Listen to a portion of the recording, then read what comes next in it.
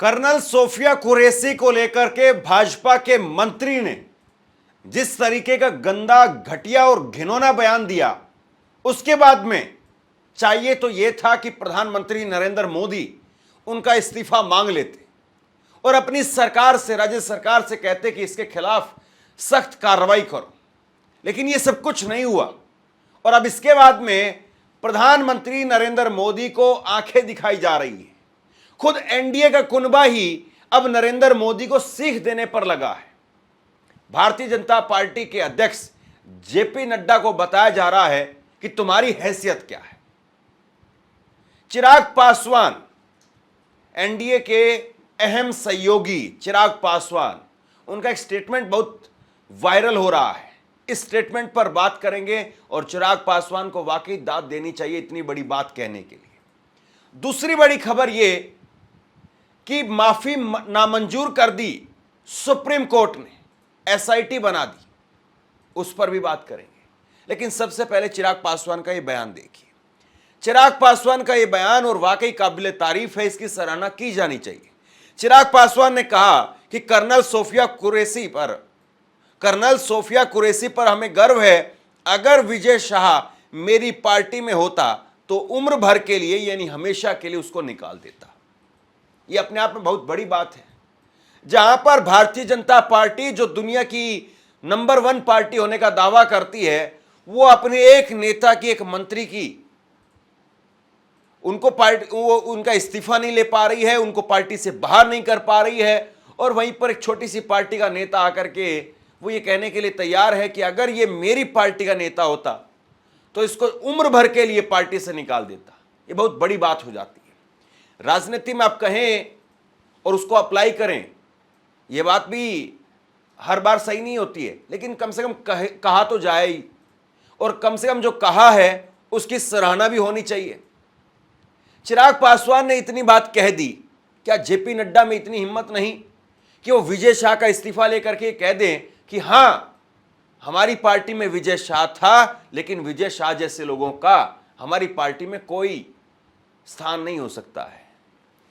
अब पता नहीं विजय शाह को अमित शाह तो नहीं बचा रहे, सरनेम तो कहीं पर जो काम नहीं आ रहा है, या बीजेपी ये तो नहीं सोच रही कि विजय शाह का इस्तीफा, और उसमें शाह शब्द जो लिखा हुआ है कि शाह ने दिया इस्तीफा या शाह का लिया इस्तीफा, कभी टीवी में ये खबर चलेगी तो लोगों को अमित शाह के नाम की कंफ्यूजन ना हो जाए, इसलिए तो कार्रवाई नहीं हो रही है। लेकिन बीजेपी, ये बात पूरी तरह से लोगों को दिख गई कि मोदी जी जितनी बड़ी बड़ी लफ्फाजी करते हैं, जितने बड़े बड़े बयान देते हैं, जब भी कमजोर और नाजुक वक्त आता है उस वक्त में उनके शब्द खोखले दिखाई देते हैं। वरना आप बताइए कि इस मंत्री का इस्तीफा क्यों नहीं हुआ, अभी तक क्यों नहीं हुआ, इस पर कार्रवाई ढंग से अभी तक क्यों नहीं हो पाई, इसकी माफी में भी इतने सारे झोल क्यों। और अब तो हर बीते दिन के साथ में आप ये मान करके चलिए कि इस्तीफा कहां होगा। अब तो खत्म, जब गर्म बात थी तभी नहीं हो पाया, इसके बाद में तो बहुत पानी बह गया, बहुत लोगों ने बहुत कुछ कह दिया, इसके बाद में अब कहां इस्तीफा हो पाएगा। लेकिन एनडीए के अंदर अपने आप में ये बहुत बड़ी बात है कि कुछ लोग अभी भी कम से कम अपनी बात कह पा रहे हैं, और चिराग पासवान ने इस बात को कहा, ये अपने आप में बहुत बड़ी बात हो जाती है। वही एसआईटी बनाई है सुप्रीम कोर्ट ने, और सुप्रीम कोर्ट ने विजय शाह की माफी को नामंजूर कर दिया है। और केवल माफी को नामंजूर नहीं किया है, बल्कि सुप्रीम कोर्ट के जज साहब ने जो बात कही है उसको सुना जाना जरूरी है। 3 बड़े अफसर एसआईटी का नेतृत्व करेंगे। वो 3 अफसर कौन कौन है, उनका पूरा बयान मैं आपको बताऊंगा। लेकिन उससे पहले आप देखिए कि जजों ने क्या कुछ इसको लेकर के कहा है। जस्टिस सूर्यकांत, बहुत बड़ा स्टेटमेंट, सुप्रीम कोर्ट के जज सूर्यकांत क्या कह रहे हैं सुनिए। कभी कभी माफी बचने के लिए मांगी जाती है और कभी ये मगरमच्छ के आंसू जैसी होती है। आपने भद्दे कमेंट किए हैं, अब आपकी माफी का क्या मतलब है। देखिए दोस्तों, ये जो 3 लाइनें 4 लाइनें यहां पर हैं, जज साहब के बयान की 4 लाइनें हैं, ये 4 लाइनें किसी और के लिए नहीं बल्कि प्रधानमंत्री नरेंद्र मोदी के लिए हैं। प्रधानमंत्री नरेंद्र मोदी, आप अपनी आंखों से देखिए जरा, सुप्रीम कोर्ट के जज क्या कह रहे हैं, सुप्रीम कोर्ट के चीफ जस्टिस क्या कह रहे हैं, सुप्रीम कोर्ट के सुप्रीम कोर्ट के जज जस्टिस सूर्यकांत वो कह रहे हैं कि कभी कभी माफी बचने के लिए मांगी जाती है, तो कभी ये माफी मगरमच्छ के आंसू जैसी होती है। आपने भद्दे कमेंट किए हैं और अब आपकी माफी का क्या मतलब है? ना मंजूर कर दी और उसके बाद में माफी। आपने तो इतना सब कुछ भी नहीं कहा। आप अपनी पार्टी के ही चीफ जस्टिस हैं।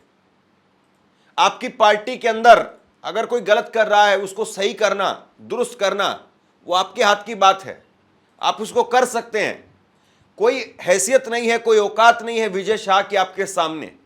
आप चाहें तो सेकंड भर में विजय शाह को बाहर का रास्ता दिखा सकते हैं, लेकिन ना जाने आपकी कौन सी मजबूरी है, ना जाने विजय शाह के पास में ऐसी क्या चीज है जिसको लेकर के आप अभी तक जो है वो मुंह नहीं खोल पाए हैं।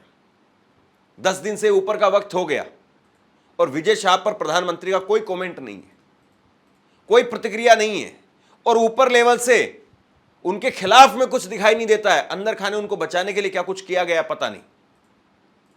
उन्होंने माफी भी बड़ी मुश्किल से मांगी थी। लेकिन अब देखिए कुछ कमेंट निकल करके सामने आए, मैं आपको बताता हूं। विवेक तनखा सीनियर एडवोकेट है सुप्रीम कोर्ट के, कांग्रेस के नेता, वो कह रहे हैं सुप्रीम कोर्ट ने साफ कहा है कि वह मगरमच्छ के आंसू स्वीकार करने को तैयार नहीं है। कोर्ट ने मंत्री विजय शाह के बयान को बहुत ही गैर जिम्मेदार ना पाया है।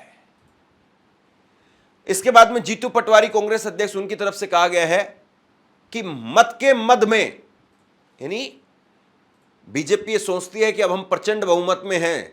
मध्य प्रदेश में तो कम से कम है ही, यहां पर बैसाखियों पर है, लेकिन मध्य प्रदेश में तो है। मत के मद में डूबी अहंकारी भाजपा याद रखे, यह देश तानाशाही तरीकों को नकार देगा और लोकतांत्रिक व संवैधानिक मूल्यों से ही चलेगा, जीतू पटवारी ने कहा है। इसके बाद उमंग सिंगार नेता प्रतिपक्ष, उन्होंने कहा कि जब तक विजय शाह का इस्तीफा नहीं होता है हम आंदोलन करेंगे, विधानसभा में भी हम ये मुद्दा उठाएंगे। अब 3 अफसर जो हैं वो नेतृत्व करेंगे। एसआईटी में इन अफसरों को शामिल किया गया है। प्रमोद वर्मा आईजी सागर, कल्याण चक्रवर्ती डीआईजी एसएएफ और वाहिनी सिंह एसपी ढिंडोरी, ये 3 अफसर हैं जो एसआईटी का नेतृत्व करेंगे। प्रमोद वर्मा ये आईजी सागर हैं, 2001 बैच के आईपीएस अधिकारी रहे हैं, राजस्थान के रहने वाले हैं। 2022 में केंद्रीय गृह मंत्रालय में उत्कृष्ट सेवा पदक मिला था। अब देखना यह होगा कि इस मामले में ये क्या कुछ कर पाते हैं। कल्याण चक्रवर्ती डीआईजी हैं, एसएएफ 2010 बैच के आईपीएस अधिकारी रहे हैं, पश्चिम बंगाल के रहने वाले हैं। 2020 में सीबीआई में एसपी बनाया था। वहीं वाहिनी सिंह एसपी हैं डिंडोरी, 2014 बैच की आईपीएस अधिकारी हैं, राजस्थान की रहने वाली हैं। एसएएफ छिंदवाड़ा में कमांडेंट, निवड़ी में एसपी भी रही है। अब देखना ये है कि ये क्या कुछ कर पाएंगे, लेकिन ये बात बिल्कुल साफ हो गई कि प्रधानमंत्री नरेंद्र मोदी, बीजेपी जितना मर्जी चाल चरित्र चेहरे की बात करे, लेकिन अपने नेता को बचाने के लिए कहां तक जा सकते हैं। और मैं बचाने के लिए शब्द इसलिए इस्तेमाल कर रहा हूं क्योंकि इनके खिलाफ में सेंट्रल लेवल से जो कुछ होना चाहिए था, प्रधानमंत्री नरेंद्र मोदी के लेवल से जो कुछ होना चाहिए था, वो दिखाई नहीं दिया है। अब जरा टाइमलाइन पर एक बार फिर से गौर कीजिए। कितने दिन बीत चुके हैं लेकिन अभी तक विजय शाह पर कार्रवाई नहीं है। विजय शाह की टाइमलाइन देखिए। 11 मई 2025 को करीब 2 बजे इन्होंने रायकुंडा में ये बयान दिया था। 13 मई को अगले दिन माफी मांगी, लेकिन उसमें बहुत ढुलमुल तरीके से माफी थी। कहा बयान को गलत संदर्भ में लिया गया, इतना भर कहा था सिर्फ। फिर इसके बाद में 13 मई को शाम को 4:30 बजे भाजपा प्रदेश संगठन के पास में मामला पहुंच गया।